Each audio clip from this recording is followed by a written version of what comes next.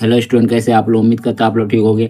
आपका मेरे YouTube channel Sanjeev ज्ञान गुरुकुल पर स्वागत है। आज मैं आपको क्लास 8 का मैथ में गणित में राशियों की तुलना चैप्टर का प्रश्न वाली 7.2 का प्रश्न एक सॉल्व करके समझाऊंगा, ठीक है।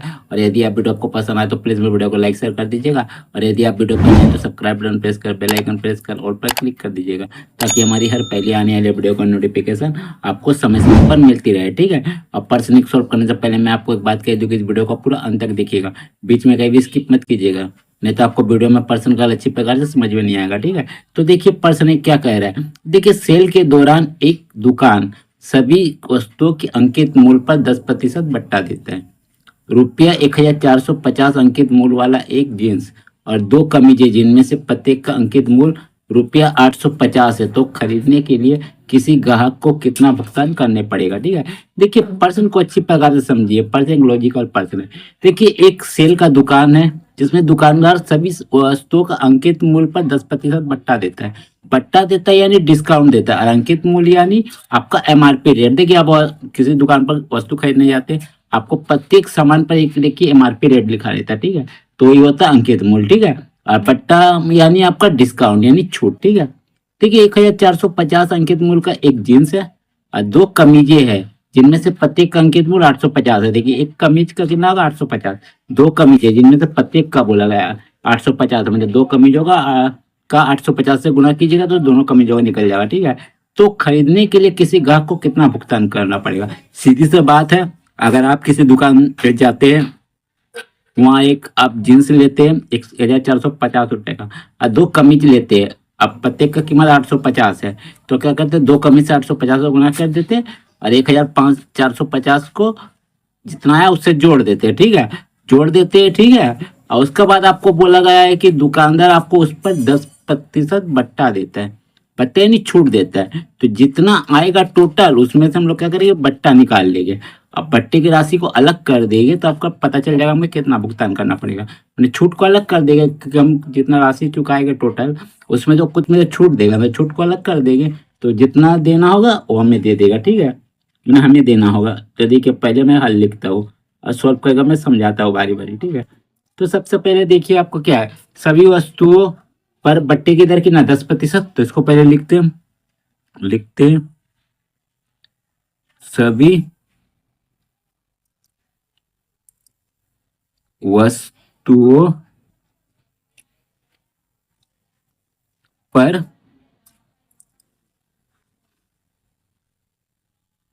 बट्टे की दर आपका कितना है? 10%, ठीक है। लिख दीजिए, दर थोड़ा अच्छा से लिखिए, ठीक है। चलिए हो गया। अब देखिए एक जींस का अंकित मूल्य कितना? 1450, इसको लिखिए। लिखते हैं एक जींस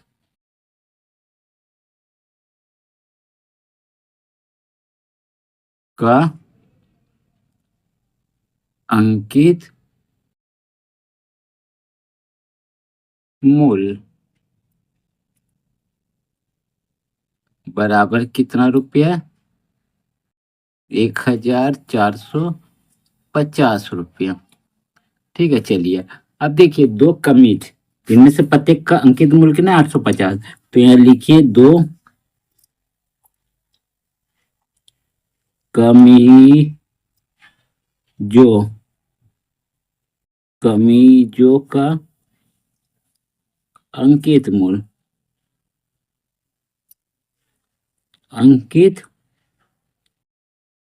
मूल्य कितना हो जाएगा आपका? मूल्य देखिए प्रत्येक का अंकित मूल्य कितना? 850। तो दो कमीज यानी 2 गुना 850 कर दीजिएगा, 850, ठीक है। तो देखिए 200 गुना कीजिए 850 का, तो दो जीरो जीरो, दो पचास, 10 का जीरो बचेगा, 2 8 16 17, ठीक है। चलिए ठीक है, इतना आपका क्या हो जाएगा? रुपया 1700 रुपया, ठीक है। चलिए अब देखिए दोनों प्राइजों का अंकित मूल्य आ गया, ठीक है। तो हमें लिखिएगा कुल अंकित मूल्य, तो लिखेगी इसीलिए कुल अंकित मूल्य, कुल कुल ही दोनों वस्तुओं का अंकित मूल्य, दोनों प्रकार की वस्तुओं का क्या क्या करेगी, अंकित मूल लिखेगी। ठीक है, तो लिखेगी अंकित मूल,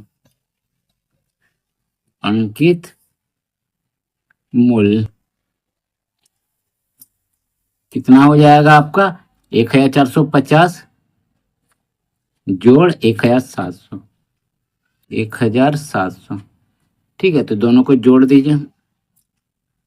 ठीक है, तो कितना आ जाएगा आपका, देखिए 0 5 ठीक है, 7 4 11 का एक हाथ में बचा एक, और एक एक दो और एक तीन। ठीक है, 3150। ठीक है, ठीक है, 3750 रुपया आ गया। ठीक है, ये आपका आ गया क्या, दोनों प्रकार की वस्तु का अंकित मूल्य। ठीक है, अब इस अंकित मूल्य पर हमें क्या करना है, 10% की दर से हमें भट्टा देना है, छूट देना है। ठीक है, तो चलिए तो लिखिएगा,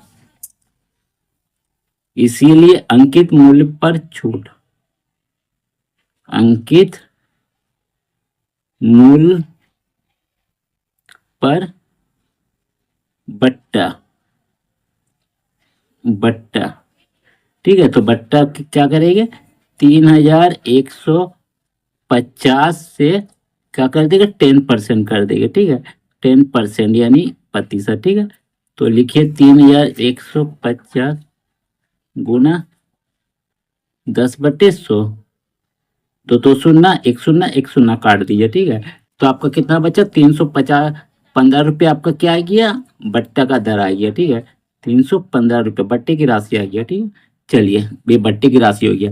तो देखिए, तो हमने कुल दोनों प्रकार की वस्तु का अंकित मूल्य आपका कितना आ गया, 3150। इतना रुपया हमें टोटल दुकानदार को देना था। जब हमने वो छूट दिया 315 रुपया, तो अब ग्राहक को कितना भुगतान करना पड़ेगा, आया आपको बोला गया खरीदने के बाद, तो खरीदेगा तो इतना रुपया आपको देना पड़ेगा, 3150 रुपया, लेकिन वो 10% छूट दे रहा है। ठीक है, तो 10% छूट काटने के बाद आप ग्राहक को कितना देना पड़ेगा, ये आपको लिखना है। ठीक है, तो इसीलिए खरीदने के बाद ग्राहक द्वारा भुगतान की गई राशि। ठीक है, तो इसीलिए हम लोग लिखेंगे, अतः खरीदने के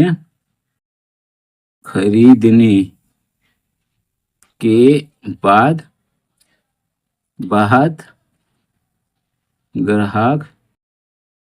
ग्राहक द्वारा भुगतान की गई राशि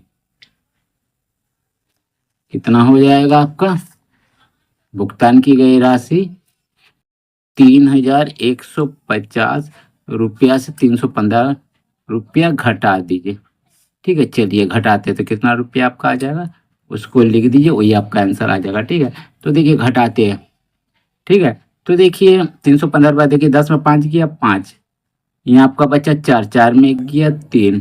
ठीक है, यहाँ आपका एक है, एक में 3 तो जाएगा, एक कैरी लीजिए, तो 11 में 3 गया 8, और यहाँ बचा आपका 2, यानी 2835 रुपया। ठीक है, फिर से देखिए घटा लेता हूँ, 10 में 5 गया 5, 4 में गया 3, एक के लिए 11 में 3 गया 8, और 2 का 2835 रुपये। ये आपका क्या हो गया, यही आपका हो गया ग्राहक द्वारा भुगतान की गई राशि खरीदने के बाद। ठीक है, तो बस, तो इसी प्रकार अगर आप कभी भी दुकान पे जाइएगा, तो अगर वो आपको छूट देगा, तो आप जो बोलेगा वो मत दे दीजिएगा राशि। ठीक है, छूट देने के बाद आप निकाल लीजिएगा इसी प्रकार से। ठीक है, और उसके बाद राशि भुगतान कीजिएगा। ठीक है, तो बस इस प्रकार का प्रश्न हम लोग ऐसे हल करते हैं। ठीक है, तो बस यदि आप वीडियो मैंने आपको जो समझाया है ये आपको समझ में आ गया होगा, तो प्लीज़ मेरे वीडियो को लाइक से सब्सक्राइब कर दीजिएगा।